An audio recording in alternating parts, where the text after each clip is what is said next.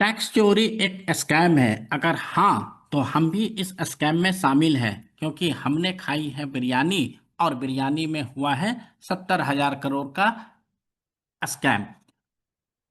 बिरयानी खाते हुए स्कैम कैसे हो सकता है? अगर रिसेंटली आपने न्यूज़पेपर पढ़ा हो या न्यूज़ चैनल सुना हो तो आपको ये मुद्दा दिख चुका होगा कि हैदराबाद, तमिलनाडु और आंध्रा के कुछ चेन रेस्टोरेंट ने मिलके तकरीबन 70,000 करोड़ का टैक्स का घपला किया है। तो इसे नाम दिया जा रहा है 70,000 करोड़ बिरयानी स्कैम। तो अभी तक हम सुनते आ रहे थे कोयला scam, Colgate scam, 2G scam. आखिर ये बिरयानी स्कैम है क्या? और क्या गवर्नमेंट इसमें इन्वॉल्व है, या हम जैसे साधारण बिजनेसमैन और आप और हम इन्वॉल्व हैं? मैं Manish Kumar Sinha cross business boundary में आपका स्वागत करता हूं। और आज की चर्चा बिरयानी 70,000 करोड़ स्कैम पर आधारित है। तो अगर आप इस चीज को जानना चाहते हो कि टैक्स चोरी कैसे हुआ, इनकम टैक्स ने कैसे बचाया, और आप कैसे बच सकते हो, क्योंकि इनकम टैक्स के नज़र में अगर आप आ गया और आप इसी तरीके से कोई एक्टिविटी कर रहे हो तो आपको टैक्स पेनल्टी और इंटरेस्ट से कोई नहीं बचा सकता है। और एक बार अगर आप इस स्कैन में आ जाते हो तो यहां से इनकम टैक्स में भी केस खुलता है और जीएसटी में। तो दोस्तों, ये वीडियो आपके लिए इंपॉर्टेंट है कि आप समझें कि कहीं कोई आपका एक्शन आपके जाने या अनजाने में टैक्स चोरी तो नहीं हो रहा है। तो अभी हम बात करेंगे 70,000 करोड़ बिरयानी स्कैम का, कि आखिर ये स्कैम है क्या और इनकम टैक्स डिपार्टमेंट को पता कैसे चला।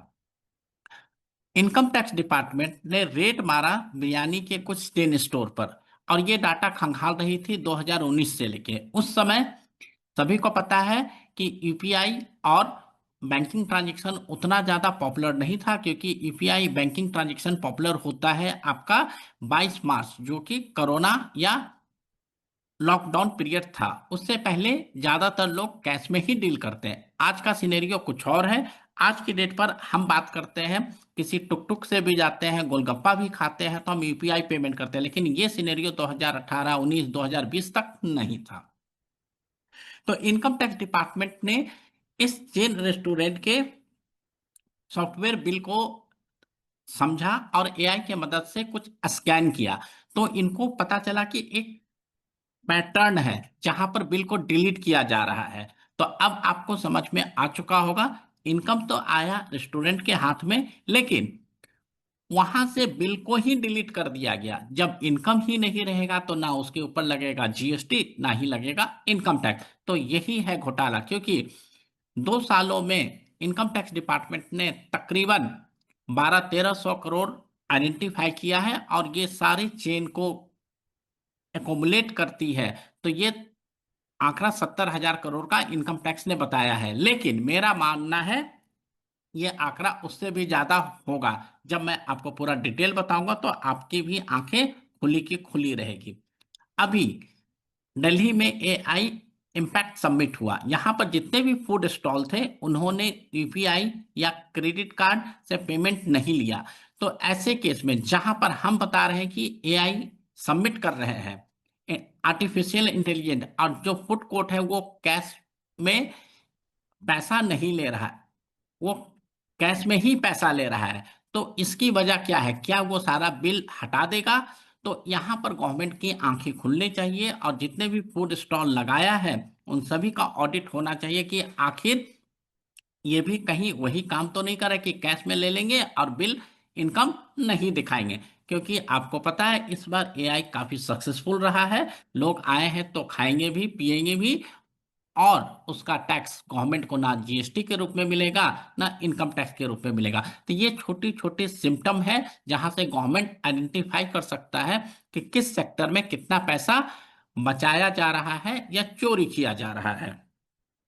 जब आप और हम बिरयानी खाते हो, किसी रेस्टोरेंट में खाना खाते हो, तो हमें बिल मिलता है और हम यूपीआई कैश पेमेंट कर देते हैं। लेकिन हम भी कहीं ना कहीं इस टैक्स चोरी के हकदार में आ जाते हैं। हाँ, हमारा हाथ नहीं है, लेकिन हमने जो पैसा दिया उसी पैसा को स्कैम में कन्वर्ट कर दिया गया, तो हम भी रिस्पॉन्सिबल है, लेकिन हमारे हाथ में कुछ नहीं, क्योंकि ये डेटा एक बार हमने पैसा दिया तो रेस्टोरेंट ऑनर के हाथ में मामला आता है। अब ये हुआ क्या, इनकम टैक्स रेट मारा गया।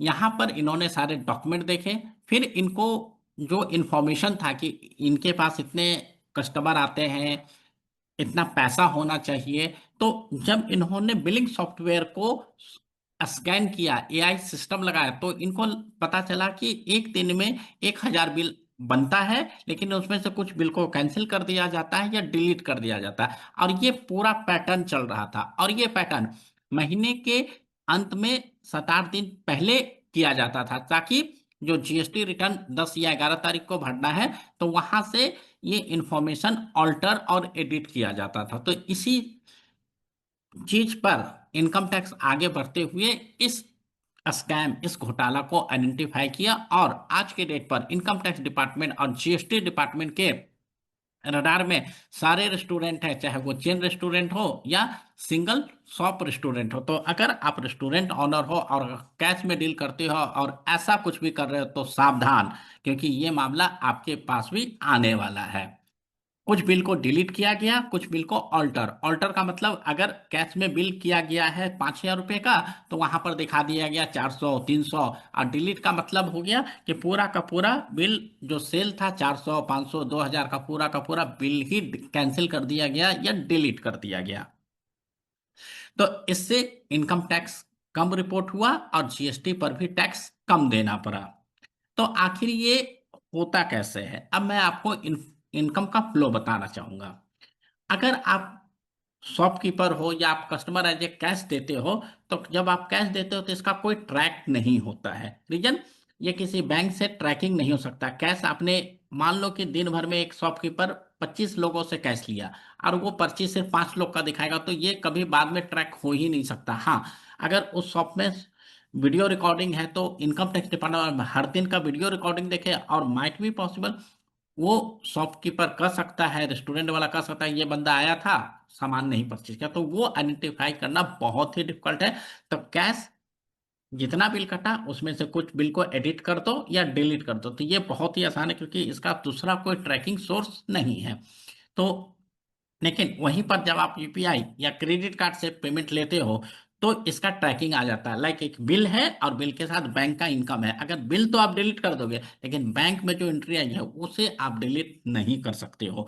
सो एज बिंग द कस्टमर, मैं आपको बोलूंगा कि अब आप ज्यादा से ज्यादा यूपीआई या बैंक से ही पेमेंट करें, सो डैट कि जो सामने वाला रेस्टोरेंट ऑनर है या बिजनेसमैन है, वो आपके का जो इनकम है उसे छुपा नहीं सके। कुछ बिजनेस ओनर क्या काम करते हैं, दो बिलिंग सेट बनाते हैं, और मंथ की इनमें सिर्फ एक बिलिंग सेट रखते हैं, क्योंकि एज बिंग द कस्टमर, हम और आप किसी होटल में जाते हैं, उस बिल का हम कुछ ज्यादा कर नहीं पाते हैं, या उस बिल का हम अपने ऑफिस में एक्सपेंडिचर में शो कर देते हैं, तो उसका कोई ट्रैकिंग नहीं होता, क्योंकि इसके ऊपर जीएसटी इनपुट भी नहीं मिलता है। तो बहुत सारे रेस्टोरेंट ऑनर ये भी करते हैं। कुछ रेस्टोरेंट ऑनर क्या करते हैं कि अगर वो यूपीआई से पेमेंट लेते हैं, तो 2-3 यूपीआई स्कैन डाल देते हैं। लाइक, मैंने शॉप खोला, मैंने अपनी वाइफ के नाम का भी एक यूपीआई डाल दिया, मैंने अपने फादर के नाम का भी डाल दिया, मदर के नाम का, 4 स्कैनर डाल दिए, और सब में थोड़ा थोड़ा सा स्कैन आता है। तो मान लो कि पर मंथ का मेरा इनकम 2 लाख का है, तो हर पर मैंने 50-50 हजार रुपया लिया, तो मैं किसी भी तरीके से ना इनकम टैक्स में आऊंगा, ना ही जीएसटी में आऊंगा। तो ये भी एक तरीका है।